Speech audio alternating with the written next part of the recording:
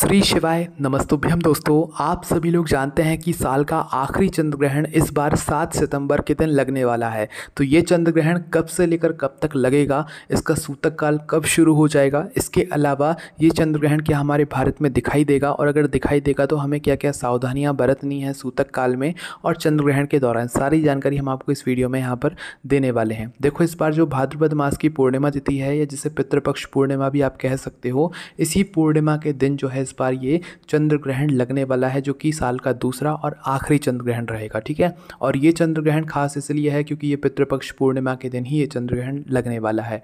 और चंद्र ग्रहण जब शुरू होता है तो उसके शुरू होने के 9 घंटे पहले सूतक काल शुरू हो जाता है। और सूतक काल और चंद्र ग्रहण वो समय रहता है जिस समय में कोई भी शुभ या मांगलिक कार्य हमें करने से यहाँ पर बचना चाहिए। ठीक है, इसके अलावा दोस्तों ये जो चंद्र ग्रहण है ये इस बार 7 सितंबर के दिन लग रहा है। तो ये जो चंद्र ग्रहण ये किस समय से लेकर किस समय के बीच में लग रहा है और हमारे भारत समय अनुसार ये आपको कब से लेकर कब तक के बीच में दिखेगा, ये आप लोग जान लीजिए। देखिए, भारत समय अनुसार ये जो साल का आखिरी चंद्र ग्रहण है ये 7 सितंबर 2025 रविवार के दिन रात को 9:58 से शुरू हो जाएगा। ठीक है, और इसकी जो समाप्ति है वो देर रात 1:26 पर होगी। मतलब कि 7 सितंबर के दिन रात को 12 बजे के बाद में जो देर रात 1:26 का समय रहेगा, उस समय पर हमारे जो चंद्र ग्रहण है इसकी अवधि समाप्त हो जाएगी। ठीक है, और दोस्तों जो सूतक काल होता है वो चंद्र ग्रहण शुरू होने के 9 घंटे पहले शुरू हो जाता है और सूतक काल तभी समाप्त होता है जब चंद्र ग्रहण समाप्त होता है ना। तो ये जान लेते हैं कि सूतक काल कब से शुरू होगा और कब तक रहेगा, है ना। तो देखिए, इस बार जो चंद्र ग्रहण का जो सूतक काल शुरू होगा वो शुरू होगा 7 सितंबर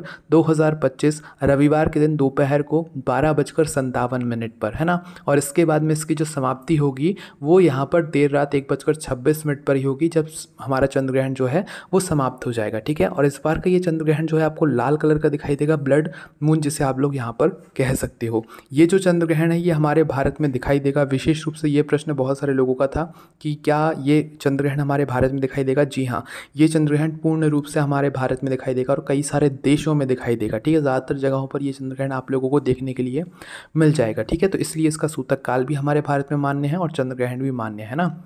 इसके अलावा दोस्तों कभी भी चंद्र ग्रहण को अपनी आंखों से नहीं देखना चाहिए, ना तो चश्मा लगाकर देखना चाहिए। आजकल लोग शौकीन होते हैं चश्मा लगाकर चंद्र ग्रहण देखने का, बट अगर आप ऐसा करेंगे तो इससे आपकी आंखों पर भी इफेक्ट पड़ेगा और आपकी जीवन पर भी इफेक्ट पड़ेगा, आपके शरीर पर भी इफेक्ट पड़ेगा। तो चंद्र ग्रहण की रोशनी में ही आपको पहली बात तो नहीं आना चाहिए, तो देखना तो दूर की बात है ना। तो किसी को भी चंद्र ग्रहण की रोशनी में भी नहीं आना चाहिए। भले सूतक काल में आप बाहर घूम लो, पर चंद्र ग्रहण जब शुरू हो जाए तो उस समय के बीच में आपको अपने घर से बाहर नहीं निकलना चाहिए या चंद्रदेव की उस ग्रहण की रोशनी में नहीं आना चाहिए। ठीक है, इसके अलावा गर्भवती नारियों और बुजुर्गजनों की बड़ी टेंशन होती है ग्रहण के समय में, तो उन लोगों के लिए कुछ नियम है वो सुन लीजिए। देखिए, गर्भवती नारी और बुजुर्गजन जो है सूतक काल में और ग्रहण के दौरान सिर्फ भगवान के नाम का ध्यान करें। ठीक है, और गर्भवती नारियों को कैंची, छुरी, नुकीली चीज़ों का प्रयोग ग्रहण के समय बिल्कुल भी नहीं करना है। ऐसा करेंगे तो भैया आपको नुकसान होगा। ठीक है, इसके अलावा बुजुर्गजन के लिए भी ये नियम है और सभी लोगों के लिए ये नियम है ना।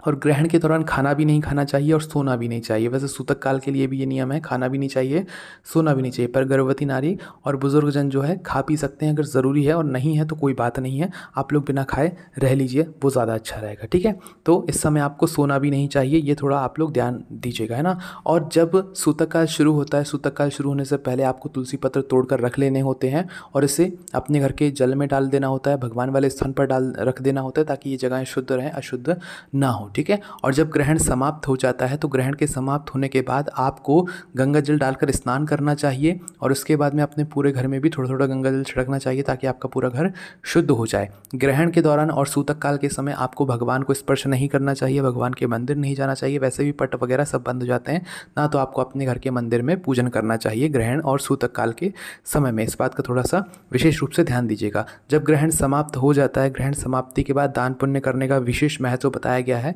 तो अगर आप ग्रहण समाप्त होने के बाद दान पुण्य करना चाहते हैं तो ये आपके लिए और आपके परिवार के लिए बहुत अच्छा रहेगा, तो आप चाहें तो ऐसा कर सकते हैं। ठीक है, तो इस बार ये साल का आखिरी चंद्र ग्रहण 7 सितंबर के दिन लगने वाला है। हमने आपको समय बता दिया है। ये चंद्र ग्रहण भारत में देखने के लिए आपको मिलने वाला है, इसलिए थोड़ा सा ध्यान रखिएगा। गर्भवती नारियां, बुजुर्गजन जो है ग्रहण के दौरान अपने घर के अंदर ही रहें, बाहर चंद्रदेव की रोशनी में या ग्रहण की रोशनी में ना निकलें। ठीक है, अपने घर के पर्दे, खिड़की, दरवाजे बंद कर लेना ग्रहण के दौरान ताकि इसका कोई इफेक्ट आपके ऊपर ना पड़े। ठीक है, और भगवान के नाम का ध्यान ध्यान करना सूतक काल में और ग्रहण के दौरान, भले मन ही मन करते रहना, इससे आपके ऊपर ग्रहण का कोई ज़्यादा प्रभाव नहीं पड़ेगा। इसके अलावा अगर आपके मन में कोई भी प्रश्न है इस साल के आखिरी और दूसरे चंद्र ग्रहण से जुड़ा हो तो उसे हमसे कमेंट करके पूछ सकते हैं। ओम नमः शिवाय, जय भोले बाबा श्री शिवाय, नमस्तुभ्यम।